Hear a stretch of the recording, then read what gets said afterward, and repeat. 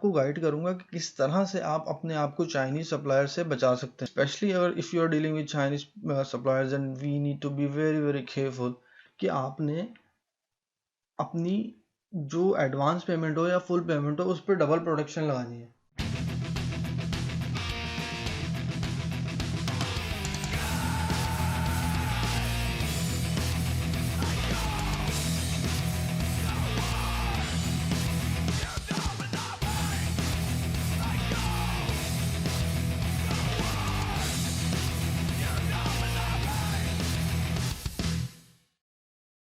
अस्सलाम वालेकुम वरहमतुल्लाहि वबरकातुहू guys, I am Ahmad Jamshed. आज की वीडियो में मैं बहुत ही अहम टॉपिक के ऊपर डिस्कस करने वाला हूँ जो कि है सोर्सिंग से रिलेटेड। सोर्सिंग वैसे तो बहुत ही स्मूथ और इजी प्रोसेस होना चाहिए, लेकिन यही सोर्सिंग का इजी और स्मूथ प्रोसेस बहुत ही हॉरेबल और बहुत ही जो है वो डिस्टर्बिंग भी हो सकता है कुछ लोगों के लिए अगर वो चाइनीज़ सप्लायर के साथ डील कर रहे हैं, क्योंकि चाइनीज़ सप्लायर के साथ डील करना इस वेरी वेरी रिस्की मैं कहूँगा, because Chinese suppliers are very unpredictable. क्योंकि हम उनको बिल्कुल जज नहीं कर सकते कि वो क्या सोच रहे हैं, क्या उनके दिमाग में चल रहा है, वो स्कैमर्स हैं या वो रियल हैं। क्योंकि ये सारा ई कॉमर्स का बिजनेस जो है सारा वो ऑनलाइन वर्चुअली चल रहा है। हम उनकी शक्लें नहीं देखते, वो हमारी शक्लें नहीं देखते, बस ईमेलों पे फोन्स पे जो है वो बात हो रही है या चैट पे बात हो रही है। तो और ये बस ट्रस्ट बिल्ड होता है वक्त के साथ साथ। अगर एक सप्लायर है उसके साथ हम बिजनेस करते रहते हैं, एक दफ़ा दो दफ़ा तीन दफ़ा जब ऑर्डर करते हैं, चार दफ़ा ऑर्डर करते हैं, तो एक ट्रस्ट बिल्डअप हो जाता है और इसी ट्रस्ट को लेके हम चलते रहते हैं। लेकिन अगर हम बिल्कुल नए स्टार्ट कर रहे हैं या हम बिल्कुल नए सप्लायर के साथ काम कर रहे हैं और वो भी एक चाइनीज़ सप्लायर्स, जो कि चाइनीज़ सप्लायर दुनिया में मशहूर हैं कि बहुत ही ज़्यादा स्कैमर्स होते हैं, तो आज की वीडियो में मैं आपको गाइड करूंगा कि किस तरह से आप अपने आप को चाइनीज़ सप्लायर से बचा सकते हैं। नंबर वन, सबसे पहले हमें ये करना है कि जब हम सप्लायर्स को सिलेक्ट करते हैं, जब हम अपनी प्रोडक्ट को फाइंड कर लेते हैं, प्रोडक्ट हंटिंग पूरी हो जाती है, उसके बाद हम जो है वो नेक्स्ट स्टेज पे जाते हैं जिसमें सोर्सिंग स्टेज है। तो सोर्सिंग में जब हम उसको अलीबाबा पे जाते हैं या 1688 पे जाते हैं, किसी भी वेबसाइट पे चलेंगे, ये सब एक जैसे ही हैं। सोर्सिंग के हवाले से मैं आपको ये सबसे बड़ी हिंट ये देता हूँ, कोई भी स्कैमर को फाइंड आउट करने के लिए सबसे अच्छा तरीका ये है कि आप जो है उसके कंपनी के कॉन्टैक्ट्स में जाएंगे। ठीक है, तो मिसाल के तौर पे यहाँ पर ये जो है वो इसको मैं खोल लेता हूँ। ठीक है, जैसे ही मैंने इसको खोला, देखें इसको इसके पेज पे आ गया मैं। उसके बाद इस कंपनी के जो है वो नेम पे मैं क्लिक कर देता हूँ यहाँ। ठीक है, अब जब मैंने इसके नेम को क्लिक कर दिया, अब नेम को क्लिक करने के बाद अब मैंने क्या किया कि अब इसके मैं कॉन्टैक्ट्स में जाता हूँ। ठीक है, कॉन्टैक्ट्स में जाता हूँ।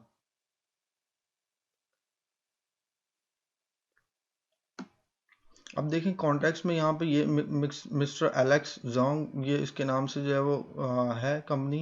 अच्छा, अब नेक्स्ट स्टेप क्या है जो मैं आपको बताने जा रहा था कि सबसे पहले हमने ये देखना है कि चाइना में जब ये कंपनी क्रिएट होती है, तो कंपनी जब क्रिएट होती है तो सबसे पहले उसका स्टेट, सिटी और टाउन। ठीक है, तो पहले क्या आएगा, स्टेट आएगा, फिर सिटी आएगा, फिर टाउन आएगा, और उसके बाद जो है वो प्राइवेट लिमिटेड या जो भी कंपनी है वो नाम आएगा। ठीक है, तो ये कंपनी के नाम के साथ आएगा। तो अगर वो उस स्टेट में है तो उस स्टेट का भी यही एड्रेस होगा, इस तरह से होगा ना। तो वो ये दोनों मैच करेंगे हमेशा। अगर ये मैच नहीं कर रहे, इसका मतलब ये कि कंपनी जो है वो दो नंबर है, ये कोई जो है वो मिडिल मैन है जिसने अपना एक अलीबाबा पे पेज बनाया हुआ है। ठीक है, तो ये जेन्युइन कंपनी नहीं है। तो सबसे पहले हम उसको पकड़ लेंगे यहीं पे, इसी स्टेप पे। ठीक है, तो हमने एक चीज़ नोट करनी है, वही कि डिस्ट्रिक्ट आ गया। ठीक है, उसके बाद ये जैसे मैंने आपको पता प्रोविंस है, डिस्ट्रिक्ट, वो डिस्ट्रिक्ट आता है, फिर उसके बाद सिटी आता है, फिर टाउन आता है। तो ये अगर ये चीज़ नहीं होगी कंपनी के अंदर तो फिर जो है वो कंपनी जेन्युइन नहीं होगी। अगर ये मैच कर रहे होंगे सबसे पहले तो हमने ये देखना है, तो कंपनी जेन्युइन है, इसका मतलब है ये कंपनी वाकई एक रजिस्टर्ड कंपनी है वहाँ पे, या हो सकती है। इसका भी कोई अभी तक 100% नहीं है, लेकिन आगे जाके देखते हैं। अच्छा, नेक्स्ट स्टेप पे आपने क्या करना है कि जब भी हम सप्लायर्स के साथ डील करते हैं, तो सप्लायर के साथ जहाँ जहाँ डील करते हैं तो उसकी कम्युनिकेशन जो है वो आप लोगों ने उसकी जो है वो सेव करनी है। ठीक है, मिसाल के तौर पर बहुत से सप्लायर्स ऐसे होते हैं जो आपको जो इनकरेज करते हैं कि जो ना, come on WhatsApp, come on WeChat. ठीक है, या वो अलीबाबा से हटाने की कोशिश करते हैं आपको बार बार, और वो they just try to just communicate outside ताकि अलीबाबा। वो उसकी भी एक वजह है, उसकी एक वजह है कि वो चाहते हैं कि कोई एविडेंस ना हो अलीबाबा में, कोई कम्युनिकेशन ना हो, कोई रिकॉर्ड ना हो। उसकी वजह ये है कि फॉर एग्जांपल जब जब भी कोई जो है वो ट्रेड इंश्योरेंस का कोई वाकया होता है या कोई केस होता है, कुछ होता है, तो ट्रेड इंश्योरेंस वाले जो है वो सिर्फ और सिर्फ अलीबाबा की कम्युनिकेशन जो है वो उसी को ही मानते हैं वो, और उसी को ही जो है वो एज ए एविडेंस एक्सेप्ट करते हैं। अदरवाइज अगर हम कोई कोई भी व्हाट्सएप या कोई भी वी चैट या कोई ऐसी चीज़ें दिखाएंगे तो वो उसको बिलीव नहीं करेंगे। वो बोलेंगे this is outside Alibaba source. ठीक है, तो इस सूरत में आपने क्या करना है, आप इसको भी प्रोटेक्ट कर सकते हैं। अगर वो आपको जो है वो आउटसाइड अलीबाबा जो है वो बात करने की कोशिश करते हैं या आपसे कम्युनिकेशन करते हैं, तो आपने क्या करना है, उनको ये पहले ही बता देना है कि आप, मैं ठीक है अलीबाबा से आउटसाइड बात कर लेता हूँ आपसे, ये व्हाट्सएप पे कर लेते हैं या वी चैट पे कहीं पे भी, लेकिन जो है वो जितनी भी कम्युनिकेशन होगी मैं ये अलीबाबा के अंदर जो है वो मैं इसको सेव करूंगा, यानी स्क्रीनशॉट लेके या कॉपी पेस्ट करके जो है वो आपने उसको ऐसा कर देना अलीबाबा के अंदर जो उसको डाल देना है। ठीक है, जैसी कम्युनिकेशन आपकी व्हाट्सएप पे हो वहीं से स्क्रीनशॉट लें और अलीबाबा में पेस्ट कर दें। ठीक है, तो खुदा ना खास्ता आपको कोई केस होता है, कोई डिस्प्यूट होता है, उस सिचुएशन में आप वो एज एन एविडेंस दे सकते हैं कि भाई ये देखो ये कम्युनिकेशन थी और ये मैंने एट द सेम टाइम जो है वो यहाँ पे कॉपी पेस्ट कर दी थी, स्क्रीनशॉट कर दी थी, और देखिए यहाँ पे हमारी कम्युनिकेशन हुई थी यहाँ पे। ठीक है, तो उस सिचुएशन में आप बच सकते हैं। अगर लेकिन आप बिल्कुल जब केस हो जाएगा उसके बाद बोलेंगे नहीं मेरे पास तो व्हाट्सअप कन्वर्सेशन है, तो वो उसको एक्सेप्ट नहीं करेंगे उस वक्त। नंबर टू ये हो गया। फर्स्ट ऑफ ऑल क्या था, आपने एड्रेस चेक करना है, नंबर टू में आपने जितनी भी कम्युनिकेशन है उसको अलीबाबा के अंदर ही रखना है। ठीक, तो थर्ड स्टेप में आपने ये करना है कि जब आपका सोर्सिंग का सारा प्रोसेस हो जाए और आपकी डील हो जाए सप्लायर के साथ कि ठीक है इतने $3 में फॉर एग्जांपल ये प्रोडक्ट जो है वो हम ले रहे हैं, 5000 यूनिट ले रहे हैं, और जो भी आपकी जो है वो सिचुएशन है, डिलीवरी क्राइटेरिया आपने जो है वो रिटर्न में ले लेना है। डिलीवरी की सिचुएशंस और कंडीशंस भी आपने उसमें क्लॉज भी उसने कॉन्ट्रैक्ट में डाल देनी है कि ये डीडीपी है या एफओबी है या कस्टम की सिचुएशन आपने नोट करनी है कि बाद में जब आपके डीडीपी घर पे आके डिलीवर हो जाए उसके बाद कोरियर वाला आपसे बोले लाओ आप 5000 का कस्टम के दो, तो how can you do that. ठीक है, तो आपने अक्सर नोट किया होगा कि आप डीडीपी कर लेते हैं जब डीडीपी की आपकी डिलीवरी पहुंचने वाली होती है, जब आप यूके में पहुंच जाती है, यूके पोर्ट पे, या डीएचएल वाले नॉर्मली डील करते हैं चाइनीज जो है वो डिलीवरीज को, तो जैसे ही वो पहुंचती है उसके बाद आपके पास एक मैसेज आता है या ईमेल आती है डीएचएल से कि आपका इतना जो है वो टैक्स आपको देना है, ये इतना ड्यूटी आपको देना है, तो आपको ये जो है वो डिलीवरी मिलेगी। तो आप तो स्टक हो गए ना उस लेवल पे। तो ये चीज़ आपने पहले ही सप्लायर से बात कर लेनी है कि आपने जब कोई चीज़ भेजनी है मेरे पास तो आपने डीएचएल वालों को भी डील करना है। ये नहीं कि आप जो है डीएचएल वालों को जो है वो मेरे सर पे बांध दो कि ठीक है जो है वो डीएचएल वाले हमें मैसेज करते रहे कि भाई तुम्हारा 100 200 300 400 जितना भी अभी जो टैक्स है वो भी तुम्हें देना है। तो हम तो सारा निगोशिएशन तो कर चुके थे सप्लायर से, तो अब ये किस बात के पैसे हैं।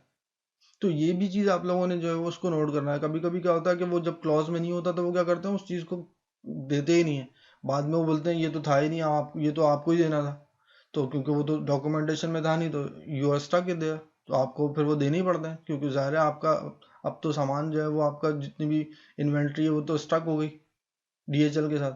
तो उस सिचुएशन में आपको जो है वो ये चीज़ भी देख के रखनी है। तो ये थर्ड तो ये हो गया। फोर्थ नंबर आता है बहुत ही इम्पोर्टेंट पार्ट है ये इसका, सोर्सिंग का, जो कि पेमेंट है। अब देखें, प्रोडक्शन के वक्त तो आपसे वो 30% मांगते हैं, लेकिन मोस्टली क्या करते हैं वो उसी वक्त जैसी प्रोडक्शन स्टार्ट होने लगती है या हो जाती है उसके बाद वो बोलते हैं ठीक है हमें पूरा पैसे दो। तो आपने पूरे पैसे तो नहीं देने, ठीक है। तो इसी तरह से जो है वो जब पूरे पैसे देने की बात आती है तो उसमें भी जो है वो अपने आप को प्रोटेक्ट रखना है आपने, क्योंकि वो ट्रेड एश्योरेंस जो है वो कुछ भी नहीं होती, उसका कभी रिजल्ट निकलता नहीं है। तो आपने क्या करना है, अपने आप को किस तरह से प्रोटेक्ट करना है कि आपने अपनी जो एडवांस पेमेंट हो या फुल पेमेंट हो उस पर डबल प्रोटेक्शन लगानी है। ठीक है, डबल प्रोटेक्शन किस तरह से लगानी है कि आपने अपनी पेमेंट को किसी भी एक सिक्योर नेटवर्क के थ्रू जो है वो पे करना है। ठीक है, ये नहीं कि आपने डायरेक्ट जो है वो उनके बैंक में डाल दिया। अगर आपने डायरेक्ट बैंक में ट्रांसफर कर दिए तो वो पैसे वापस लेना ऑलमोस्ट नामुमकिन होता है। तो आपने जो है वो एक ऐसा रूट लेना है कि जिस रूट के जरिए आपको कुछ कुछ होप हो कि अगर चाइनीज सप्लायर या कोई हम हमारे साथ कोई स्कैम कर दे कुछ करते हैं तो ये पैसे हम वापस ले सकें। देखिए, उसका सबसे बेस्ट तरीका यह है कि आप पेपॉल को यूज़ करें, कि पेपॉल को यूज़ करेंगे, पेपॉल के अंदर जो है वो क्रेडिट कार्ड यूज़ करेंगे, और क्रेडिट कार्ड जो है वो एक थर्ड पार्टी जो है वो किसी बैंक का होगा या किसी जो है वो कंपनी का होगा। क्योंकि जो है third card just like master card होता है, अगर मास्टर कार्ड में कोई आपको स्कैम करता है या कोई आप प्रोडक्ट जो है वो ऑर्डर करते हो और आपको डिलीवर नहीं होती, तो आप वो उनको फ़ोन कर सकते हैं, भाई ये मैंने ऑर्डर किया था, ये मुझे डिलीवर नहीं हुई, तो ये पैसे मुझे वापस दे दिए हैं। तो वो 2 वीक्स बाद वो पैसे मिल जाते हैं आपको वापस। अच्छा, आप क्रेडिट कार्ड कंपनी वाले भी ज़ाहिर तौर पे आपको ऐसी ज़बानी कलामी तो नहीं कर देंगे ना सारा कुछ, वो भी एविडेंस मांगेंगे। तो आपने एविडेंस ज़ाहिरी तौर पे आपके पास होने चाहिए इसके लिहाज से। तो आप अगर आप सच्चे होंगे तो आपके पास एविडेंस होंगे। ज़ाहिर है कि आपके पास ईमेल होगी, आपके पास कोई ना कोई कम्युनिकेशन होगी कि जो आप फ्रेटर्स की ईमेल लगा दें, भाई मैंने तो फ्रेटर्स से जो है वो कैंसिल कर दी थी शिपमेंट पहले ही। ठीक है, इसी तरह से जो है वो अलीबाबा के अंदर आपका केस दिखाते हैं, भाई मैं तो केस कर चुका हूँ रिफंड का। ठीक है, लेकिन अभी तक मुझे कोई रिफंड नहीं कर रहे। तो आप जो है वो अपने बैंक को जो है एक दो इस तरह की ईमेल्स जो है वो अटैच करके भेज दें, वो आपसे मांगेंगे। तो आप तैयार करके रखें, वो ईमेल कर दें उनको, अपने बैंक को। ठीक है, इसी तरह से जब आप 2 वीक्स हो जाएंगे तो आपकी जो है वो बैंक वाले आपको आपके पैसे वापस कर देंगे, और वो ट्रेड एश्योरेंस वहीं की वहीं रह जाएगी, उसका कुछ नहीं होने वाला। ठीक है, तो मेरी ट्रेड एश्योरेंस अभी भी तकरीबन दिसंबर से लेके अभी अप्रैल हो गया, अभी तक वहीं की वहीं है, कुछ सॉल्व नहीं हुआ उसका। और मैं पैसे अपने बैंक के थ्रू निकलवा भी चुका। तो ये पूरा प्रोसेस है जिसमें आपने अपने आप को सोर्सिंग करते हुए अपने आप को किस तरह से प्रोटेक्ट करना है। तो ये सोर्सिंग इज लाइक ए बहुत ही scary process of this the whole e commerce cycle, तो उसमें आपने क्या करना है, सबसे पहले कि ट्रेड एश्योरेंस लेनी है, नंबर 2 पेपॉल से पेमेंट करनी है, नंबर 3 पेपॉल के अंदर भी जो है वो आपने क्रेडिट कार्ड को यूज़ करना है। ठीक है, इसी तरह से अगर आपने जब सोर्सिंग करनी है उससे पहले आपने सारी क्लॉज को चेक कर लेना है कि एफओबी कर रहा है तो ये पोर्ट तक लेके जाएगा, या पोर्ट तक जो है वो लेके जाएगा तो इसके पास एक्सपोर्ट लाइसेंस है भी या नहीं। ठीक है, इसी तरह से पोर्ट पे ले जाने के कोई एडिशनल चार्जेस तो नहीं होंगे। तो ये सारी चीज़ें जो है वो आप लोगों ने पहले से ही जो है वो अपने कॉन्ट्रैक्ट के अंदर देख लेनी है, डिस्कस कर लेनी है। तो आपको अच्छी तरह से जो है अपने आप को जो है वो प्रोटेक्ट कर सकेंगे। तो जो भी जो है वो हम कोई भी काम कर रहे हैं, अगर आप सिक्स सेंस भी होती है इंसान की, आपको पहले से ही पता जाता है यार ये सप्लायर जो है वो सही नहीं है। ठीक है, तो आपने जो वो उस इंस्टेंट पर भी काम करना है, और उसके बाद आपने जो स्टेप्स मैंने बताया उसको भी आप जो है वो स्टेप बाय स्टेप अगर लेके चलेंगे तो इंशाल्लाह ताला आप जो है वो अपने आप को काफ़ी हद तक प्रोटेक्ट कर सकते हैं सोर्सिंग में। इसी तरह से सोर्सिंग के हवाले से आपको किसी तरह का भी कोई क्वेश्चन होता है, कोई सवाल होता है और आपको कोई प्रॉब्लम होती है, तो आप जो है वो मुझसे डायरेक्ट कांटेक्ट कर सकते हैं, आप मुझसे सवाल कर सकते हैं। इसी तरह से सैम्पल इवैल्यूएशन जो है वो उसका मेरा बहुत ज़्यादा एक्सपीरियंस है चाइनीज सप्लायर के साथ, क्योंकि मैं यूके में बहुत अरसे से जो इस फील्ड में हूँ, तो बहुत ज़्यादा जो है वो मैंने क्लाइंट्स के साथ भी काम किया है वैसे भी।